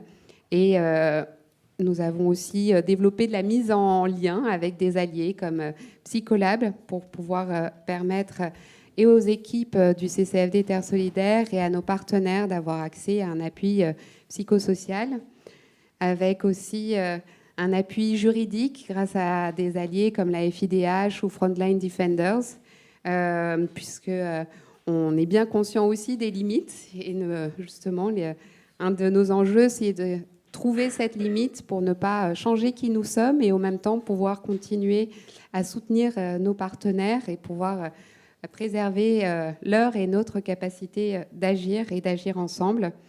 Et enfin, nous avons créé un fonds pour soutenir nos partenaires criminalisés. Donc ça permet de leur donner un appui, notamment financier, pour des besoins administratifs, juridiques, de la domiciliation, de leur permettre aussi d'avoir des temps de repos face à l'épuisement militant, des espaces de mise à l'abri ou, encore une fois, un appui psychosocial. Et donc, comme je le disais, voilà quelques exemples sur quoi on a pu travailler ces derniers temps avec cette accélération de ce rétrécissement que l'on vit aussi ici avec nos partenaires en France et cette criminalisation accrue. Mais voilà, on reste preneur d'échanges, d'expériences sur comment est-ce qu'on arrive à préserver notre capacité d'agir sans changer qui nous sommes, sans perdre ce qui nous unit et de garder l'essentiel pour nous adapter et réinventer la solidarité internationale. Merci Charlotte. C'est intéressant parce que tu décris ce fonds de soutien, les formations, ce lien avec les organisations de droits humains. Donc tu racontes comment votre métier est en train de changer en fait. Et donc par rapport à ce que vous faisiez, c'est une vraie question. Dans la deuxième partie de l'après-midi, on se posera cette question de quelles sont les grandes questions stratégiques qu'on se pose quand on regarde toutes ces remises en cause ensemble. Et ce que tu racontes, c'est bien ce métier qui change là. Donc c'est intéressant. On continue. Alors, on sait qu'on est dans un tunnel avec ce panorama, mais on voudrait aller au bout pour que vous ayez tout le tableau. Donc, en plus, il fait chaud. Donc, on va être de plus en plus vivant dans les présentations pour que vous ayez encore un peu d'énergie. Et n'hésitez pas à aller prendre un café si vous avez besoin. Mais la quatrième remise en cause, c'est la mobilité. Et en fait, cette question de la mobilité, on n'aurait pas pensé qu'elle se placerait parmi les questions stratégiques. Et en fait, elle s'est placée, elle est devenue assez prioritaire dans l'enquête, dans les entretiens et les discussions qu'on a pu avoir. En fait, le constat, il est assez évident pour tout le monde, c'est que depuis 5 ans, les organisations de solidarité internationale ont fait chuter leur mobilité internationale, leur déplacement, et aussi le déplacement de leurs partenaires a beaucoup diminué. La capacité des partenaires à venir, à rencontrer les organisations, a beaucoup baissé. Et en fait, donc évidemment, il y a eu le Covid qui a amorcé cette période, mais ensuite, il y a eu plusieurs facteurs. Alors là, vous verrez, on donne cet exemple-là. On le donnera plus tard si vous n'avez pas compris le lien à la mobilité. Je vous l'expliquerai tout à l'heure. C'est pas l'image la plus évidente de toutes. Vous verrez tout à l'heure. Et je sais... Non. OK. Sûr. OK. En fait, donc, il y a eu le Covid, évidemment. Et ensuite, il y a plusieurs facteurs qui font que cette mobilité reste de plus en plus difficile. D'abord, il y a des enjeux sécuritaires, la montée en puissance de ces enjeux sécuritaires, avec des accès de plus en plus difficiles à un nombre croissant de pays. La question de l'accès au Sahel, qui est une des régions clés des organisations françaises, mais aussi Haïti, Birmanie, beaucoup de pays. Et donc, dans l'enquête, on a beaucoup vu dans vos témoignages le fait de dire on n'a plus accès à des pays de collaboration, on ne peut plus y aller, on ne peut plus travailler en proximité avec nos partenaires. Des restrictions administratives qui font qu'avoir des visas, c'est beaucoup plus compliqué, donc c'est beaucoup plus compliqué de faire venir des partenaires. Et donc il y a une lourdeur de cette question administrative dans les déplacements qui est aussi, que vous évoquez beaucoup aussi. Et en dehors de ces limites qui sont un peu subies, il y a aussi, et on l'a entendu aussi un peu plus qu'on ne pensait, le fait de baisser sa mobilité de manière choisie, pour une raison environnementale, de dire on doit s'intéresser à notre empreinte environnementale et donc on doit se limiter dans nos déplacements. Et donc on voit des engagements. Ça va ? On voit des engagements à plafonner les billets d'avion et à faire en sorte de moins se déplacer dans les projets et donc d'en faire une règle interne pour pouvoir avoir une empreinte environnementale différente sur ces projets. Et puis en plus, se déplacer coûte cher. On l'a dit, on est dans un moment de contraction de financement et donc c'est aussi l'un des postes qui est en train de se réduire.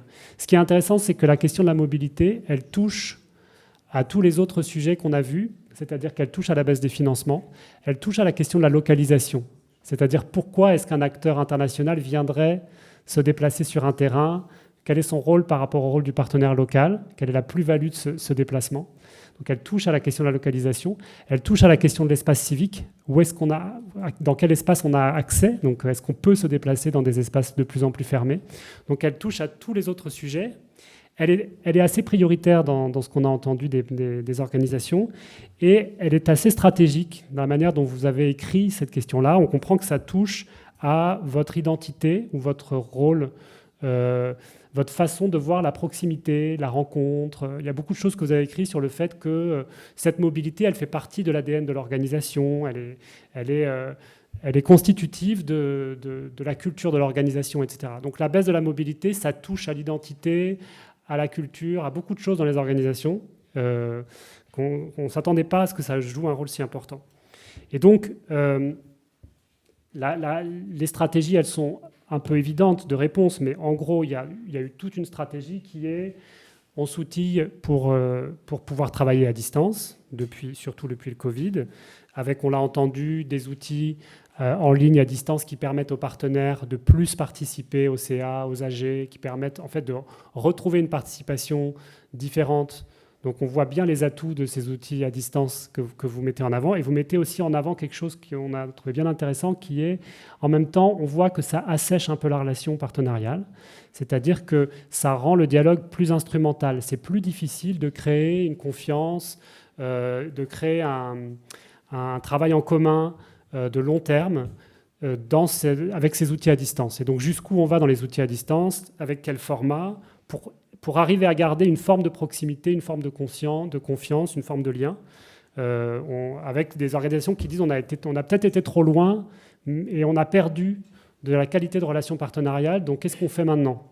Mais on ne veut quand même pas être trop mobile, comment on s'y prend ? Donc il y a une vraie question sur la gestion de ces outils à distance. Et puis il y a une question aussi sur est-ce qu'on développe les activités à distance, les activités en ligne de formation, de conseil, par exemple, ou sur des organisations plus spécialisées, par exemple sur l'éducation. On voit Bibliothèques sans frontières qui développe des outils en ligne pour accéder, des tablettes qui permettent d'accéder à toute une bibliothèque et de la formation. On voit l'exemple de ma première image, la chaîne de l'Espoir qui travaille sur de la supervision médicale à distance, qui permettent que des médecins, chirurgiens en France supervisent, accompagnent des médecins sur place et fassent du transfert de compétences et tout en étant de loin, et donc en disant même quelque chose qu'on pourrait penser forcément, qui nécessite forcément de la proximité, de la mobilité, ça peut s'imaginer à distance, et donc jusqu'où on imagine les activités à distance, ça se pose beaucoup. Et ces activités à distance, ça pose un rapport assez différent à ce qu'on appelle activité de terrain. Enfin, ça bouscule les organisations sur qu'est-ce que c'est qu'une activité de terrain, quand en fait il y a beaucoup de choses qui en fait peuvent être envisagées, imaginées à distance, et qu'est-ce que ça crée comme relation aux partenaires. Et puis ça bouscule aussi les organisations sur quel est le suivi que je peux faire sans mobilité. Est-ce qu'on a eu des phrases comme est-ce qu'on est obligé de voir de nos propres yeux pour suivre un projet ? Ou est-ce qu'on peut imaginer de développer des outils aux mains des partenaires, de collecte, de ce qui se passe sur le terrain et de travailler avec ces outils de collecte en ligne et quel biais, quel risque, mais est-ce qu'on peut aller plus loin sur ces outils de collecte en ligne sur le terrain ?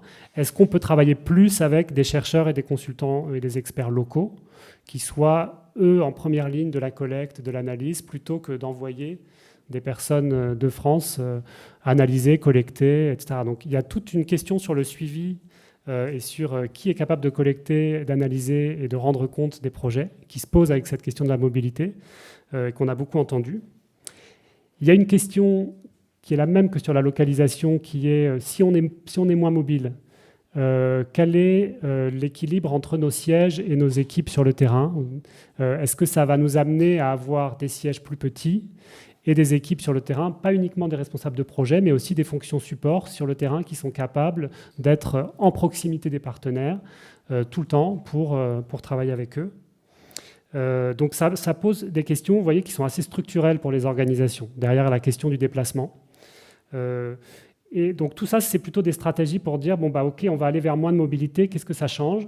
Mais on a aussi entendu des organisations qui disent, nous, la mobilité, c'est central pour nous. Donc notre stratégie, ça va être de se réorienter vers les pays où on peut garder cette mobilité. C'est-à-dire, on va sortir des régions ou des pays dans lesquels on n'a pas l'accès, on n'a plus l'accès, parce que notre capacité à organiser la rencontre, à être en prospection des acteurs du terrain et pouvoir dialoguer avec eux, ou notre présence à leur côté est essentielle pour nous. Donc on fait le choix de se concentrer sur là où on a encore accès.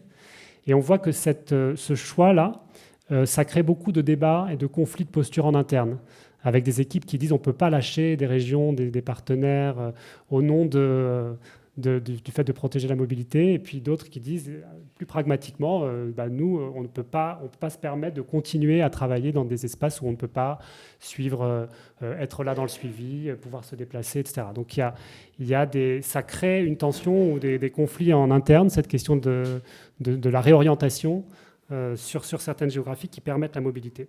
Tout ça pour dire, c'est une question assez stratégique, assez identitaire et qui crée en interne des remous beaucoup plus qu'on l'avait imaginé. La question de la localisation, on l'avait vu venir quand on a commencé l'étude. Cette question-là, qui est très liée, on l'a plus découvert dans les discussions. Et dernière remise en cause, on y arrive. Vous aurez le panorama à la fin complet. Jean-Martial? Oui, on voit la lumière au bout du tunnel. Vous n'avez pas trop chaud? Juste, tu ne l'as pas dit, je pense que c'est important sur la mobilité. Il y a des organisations qui disent, nous, si on doit devenir immobile, on arrête. Ce n'est pas pour nous, c'est impossible. On travaille sur la migration, on travaille sur des questions de droit de se déplacer, des logiques de double espace. Si on n'a pas le droit de se déplacer, notre action n'aura plus de sens et on s'arrêtera. Donc la dernière remise en cause, c'était celle de l'espace et de l'action humanitaire. Et donc si on peut avoir la diapositive suivante. En fait, vous avez tous noté, ça c'est un des éléments de la crise actuelle qui a été le plus visible dans la presse, en ce qui concerne les organisations de la société civile.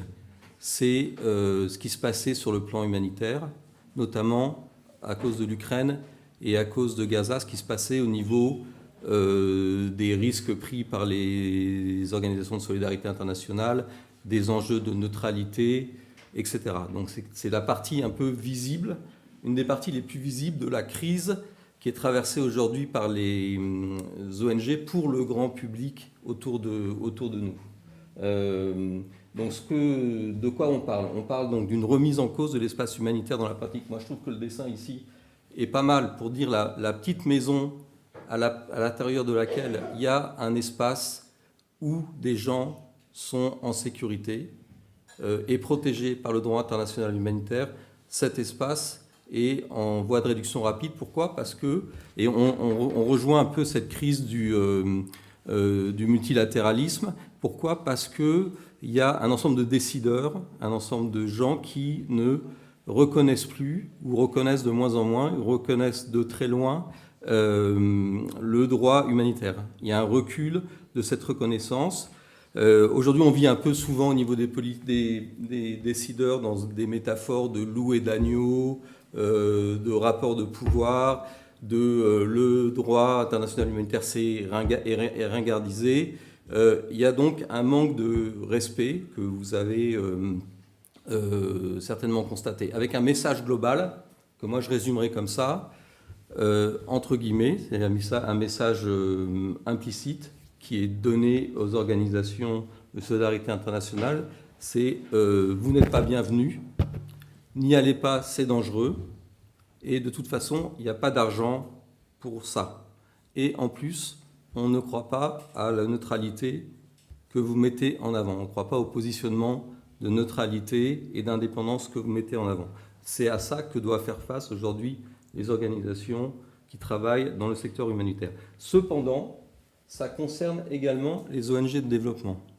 Ça, c'est un point qu'on a senti très fortement dans l'étude en discutant avec différentes organisations. Il n'y a pas que les ONG humanitaires qui aujourd'hui sont prises à partie sur leur neutralité, sur leur indépendance, sur leur étiquette occidentale, comme je l'ai souligné tout à l'heure.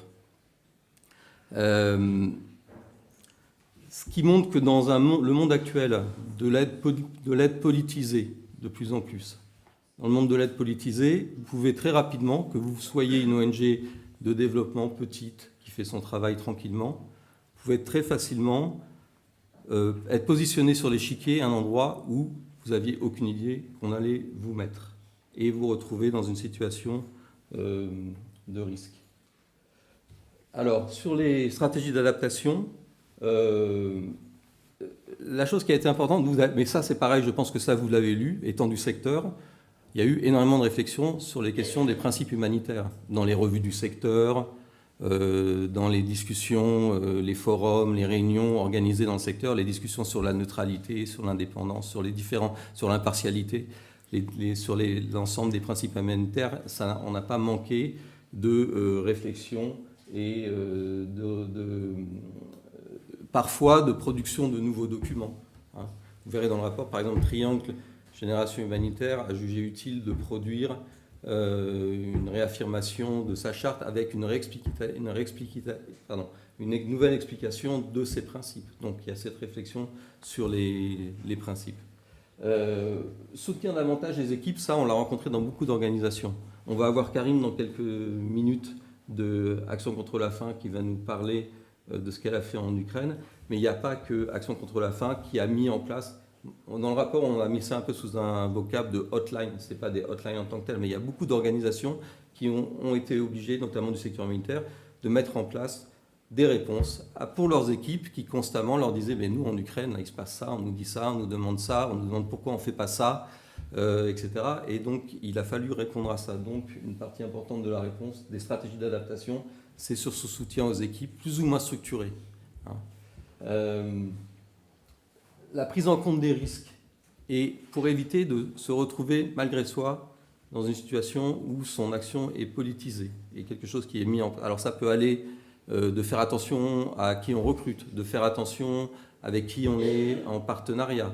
Sur la gestion des risques, ça peut être des protocoles de plus en plus stricts où on autorise les équipes à aller et à quel moment. Et enfin, une dernière réponse qui est celle du plaidoyer collectif. Vous avez, ça c'est pareil, je pense que vous avez vu certaines des campagnes qui ont été menées, notamment par exemple pour l'accès à Gaza, par des collectifs d'ONG. Coordination Sud, je pense qu'il y a eu une action aussi de plaidoyer collectif sur ce sujet-là. Dans le secteur humanitaire, actuellement, les organisations ont tendance à parler collectivement dans le cadre de leur plaidoyer, parce que parler individuellement, c'est risquer des rétorsions. Et vous remarquerez que ce plaidoyer aussi des organisations humanitaires est centré essentiellement sur le respect du droit international humanitaire.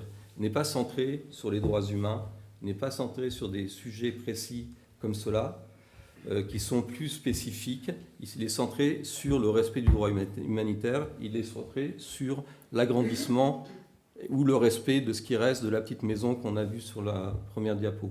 Karine, donc tu es anthropologue pour Action contre la faim et tu as été envoyée sur le terrain en Ukraine, justement parce que les questions qui remontaient de ce terrain étaient de plus en plus importantes. Est-ce que tu peux venir nous dire un mot de ce que tu as fait là? Je vais m'aider d'un petit écran si vous ne voulez pas.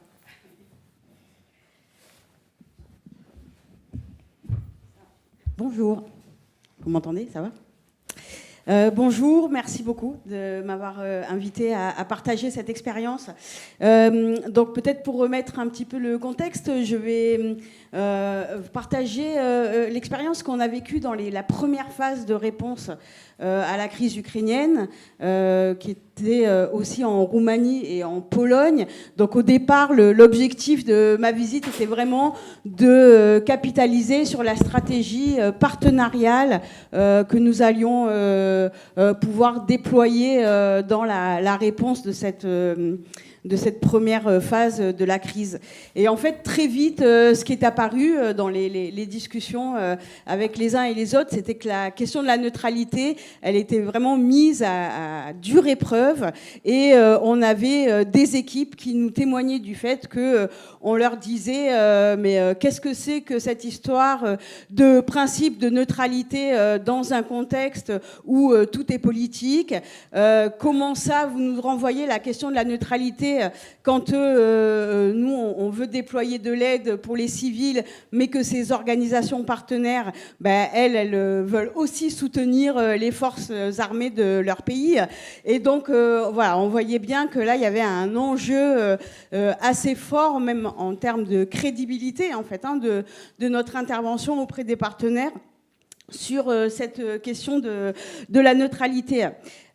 Donc on voyait aussi que dans les stratégies partenariales, par exemple, on voulait contractualiser avec des municipalités pour nous aider dans la partie logistique, aux mobilisations des populations dans le déploiement de l'aide, et que ces mêmes municipalités allaient elles aussi, de leur côté, aider les forces armées ukrainiennes avec, pareil, ce soutien, par exemple, logistique ou de coordination. Donc, tout ça a posé quand même pas mal de questions. Donc, vraiment, l'idée, ça a été de réfléchir à comment les équipes allaient pouvoir, en fait, dialoguer avec les partenaires et avec les populations affectées sur ces enjeux et sur ces questions-là. Et ce dont on s'est aperçu, c'est que finalement, cette crise ukrainienne, elle était un révélateur de choses qui se passaient, en fait, depuis peut-être plus longtemps, dans d'autres contextes, mais avec des partenaires, notamment dans les pays dits du Sud, qui peut-être dénonçaient de manière beaucoup moins massive et beaucoup moins explicite ces problématiques de positionnement. Et là, bon, je pense que vous vous souvenez, pour certains d'entre vous, on a un grand nombre d'ONG ukrainiennes qui ont publié une lettre ouverte assez punchy à l'égard des organisations de solidarité internationale et à l'égard des bailleurs de fonds, en remettant vraiment en question la posture et le positionnement des ONG. Et donc, cette lettre ouverte, elle a été un petit choc, je pense, enfin, en tout cas pour nos équipes, qui se sentaient tout d'un coup un peu, je mets des guillemets, accusés de positionnement néocolonial. Il y avait dans cette lettre arrêté avec le renforcement des capacités.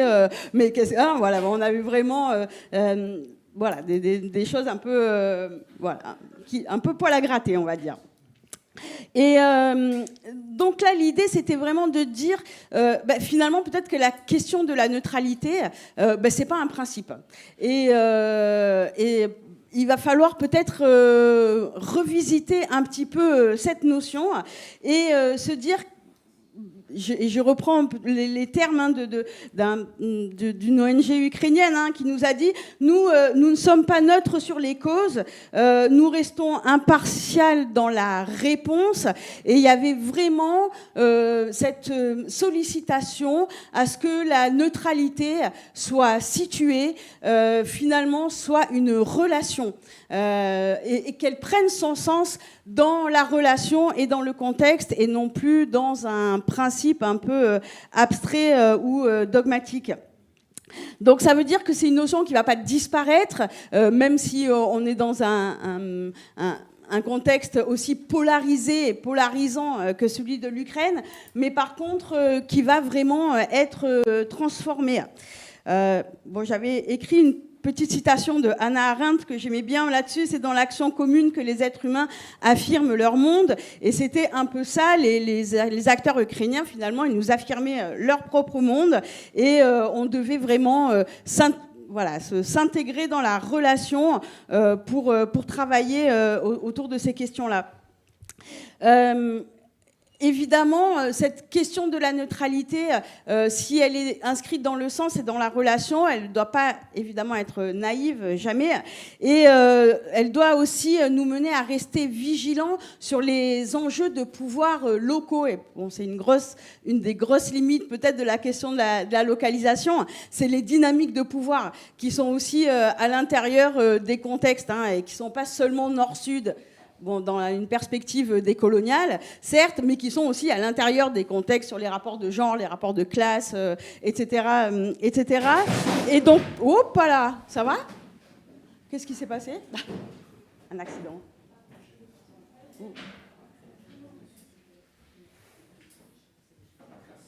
Tout va bien ?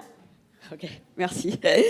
Et donc, peut-être que,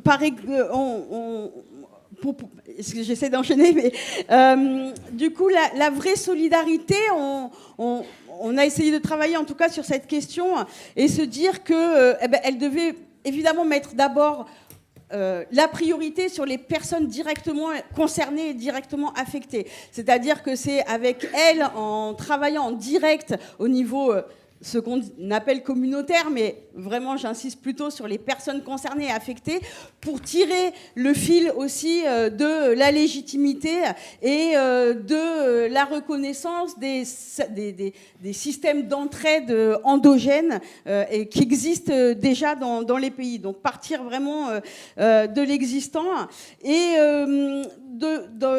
de faire aussi le lien avec la question des connaissances. Bon, je suis anthropologue au service recherche d'ACF, donc la production des savoirs, et de réfléchir à une justice épistémique, c'est-à-dire vraiment une reconnaissance des différents savoirs et cette capacité à pouvoir intégrer plusieurs vérités en même temps, finalement, pour pouvoir peut-être construire une solidarité qui est documentée et qui est située.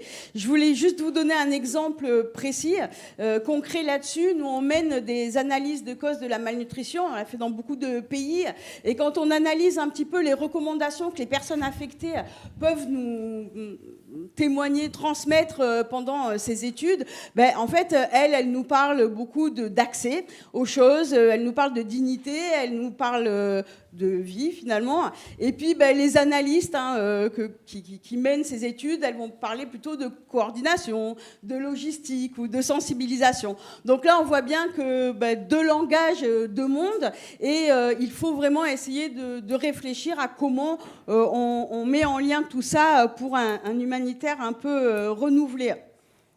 Bon, je sais qu'on va reparler de la question de l'espace civique et puis évidemment aussi de la question environnementale et écologique, parce que je crois que là, les crises qu'on traverse vont être vraiment l'opportunité finalement de redessiner notre manière de coopérer. Et ACF, nous, on essaie un petit peu de travailler autour de 4 axes, on va dire, pour répondre à tout ça, qui sont la relation plutôt que la hiérarchie, notamment avec nos partenaires locaux, une connaissance partagée et co-construite, notamment avec les savoirs traditionnels, dits profanes, autochtones, etc., plutôt qu'une expertise fermée. Une solidarité endogène à soutenir plutôt qu'un système de l'aide avec les risques de dépendance que ça peut générer. Et enfin, une neutralité vivante, finalement, plutôt qu'une neutralité dogmatique. Voilà, tout ça pour refonder un petit peu un pacte à la fois civique, solidaire et épistémique, et donc aussi écologique, dont je crois on a tous besoin. Voilà, merci. Merci beaucoup, Karine. Donc, c'est intéressant que tu conclues en présentant un peu 4 grands principes d'une nouvelle façon de voir votre travail et l'aide apportée par ACF. Super. Merci beaucoup. Alors, bravo déjà d'avoir tenu sur tout ce panorama dans cette chaleur. Donc, comment faire aussi bien avec moins? Comment se repositionner face aux partenaires qui mettent en cause notre position partenariale? Comment est-ce qu'on garde le lien dans des espaces qui sont en train de se refermer? Comment est-ce qu'on arrive à garder de la proximité en étant immobile? Et comment est-ce qu'on arrive à s'émanciper d'une logique de plus en plus polarisée, de plus en plus politisée?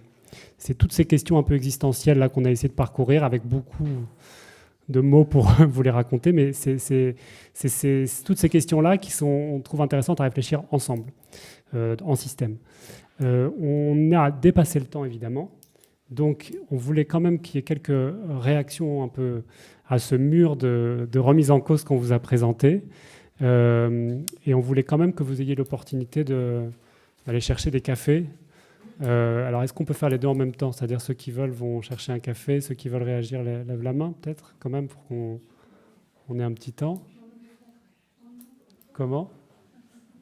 Oui, il faut Et arriver. qu'on ouvre les fenêtres. Il faut qu'on arrive à ouvrir et sans Ouais. que ça claque dans tous les sens. Là. Ouais. Parce qu'après les réactions et le café, on va essayer de regarder qu'est-ce que ça pose comme grande question aux organisations stratégiques pour la suite. Ça sera on va se tourner sur ces quelques grands chantiers qui, selon nous, émergent de tout ça. Mais on veut quand même que vous ayez un petit peu le temps de souffler